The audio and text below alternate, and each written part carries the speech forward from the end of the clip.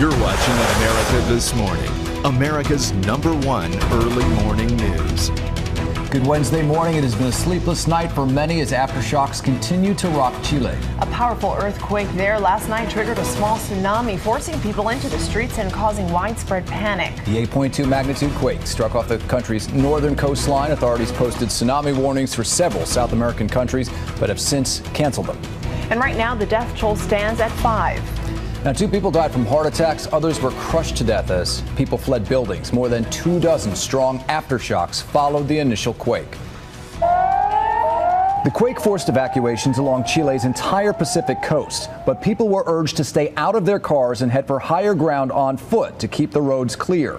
Everyone is staying up until super late, up on the mountains. Most of the damage has been limited to houses made of adobe, and while some injuries have been serious, most have been minor. Some 300 inmates escaped from a women's prison in one city, and Chile's military dispatched special forces to guard against looting. The shockwaves were felt hundreds of miles away, shaking buildings as far away as Bolivia and Peru. You could feel the wall moving as well as the floor.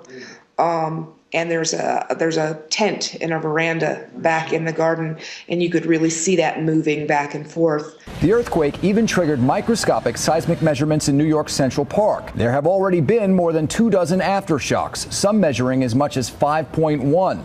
Central Chile was hit 4 years ago by a destructive 8.8 quake, which killed hundreds.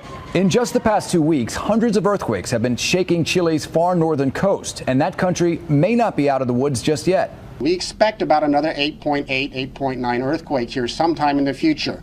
Could be tomorrow, could be in 50 years.